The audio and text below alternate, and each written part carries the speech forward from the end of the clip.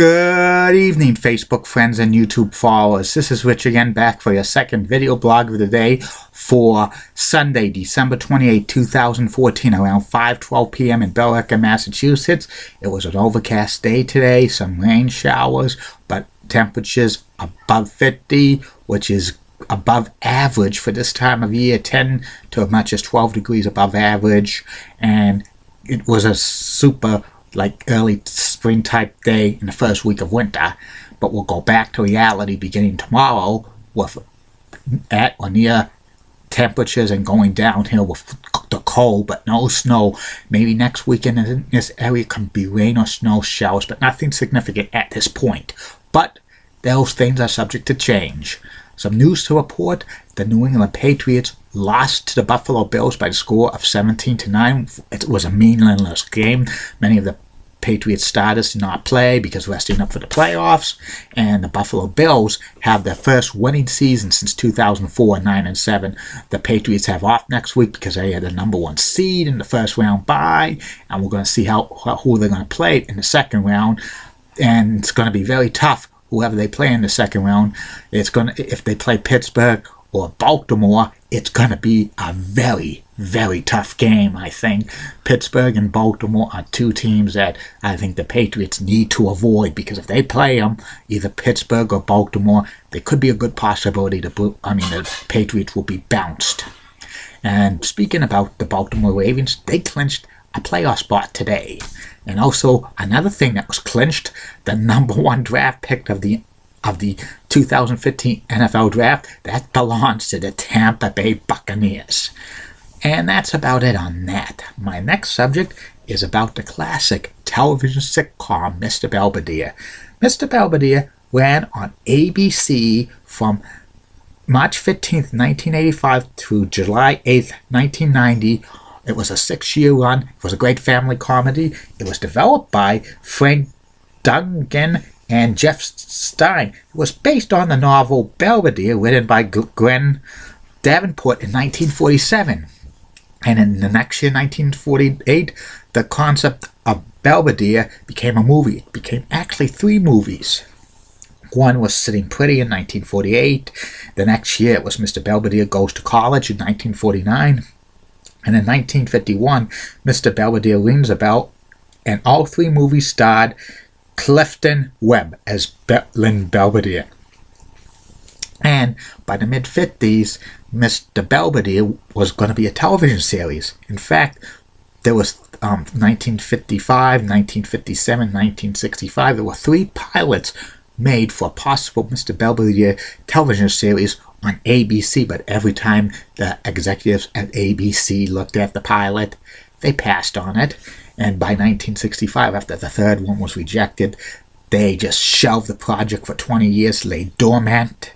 But in 1985, they decided to give it another shot, and they showed a pilot, and ABC decided, oh, this will be great. They ordered it, and it had a 6-year run. Mr. Belvedere starred Christopher Hewitt as Lynn Belvedere, and Bob Uecker, Mr. Baseball, as George Owens, Eileen Graft as Marsha Owens, Rob Stone as Kevin Owens, Tracy Wells as Heather Owens, and Bryce Beckham as Leslie Owens. Bryce Beckham's no relation to David or Victoria Beckham, as far as I know. And the series is about an English housekeeper, Mr. Belvedere, moving in with a family from suburban Pittsburgh, and he gets to adjust the life to Americans. And Mr. Belvedere has a love-hate relationship with George Owens. Sometimes they get along, sometimes they don't, but they had great chemistry together. And Mr. Belvedere also develops a kind of a friendship and a fondness to Wesley Owens. Sometimes they disagree on some stuff, but eventually Wesley looks up to Mr. Belvedere as somewhat of a hero and stuff like that. And eventually they develop a great bond. Also, Mr. Belvedere plays kind of counselor to the Owens family when there's problems within the family, and there's some great comedy and humor with Mr. Belvedere and stuff like that. Very funny comedy and stuff. And at the end of each episode, Mr. Belvedere writes in his journal and diary about the days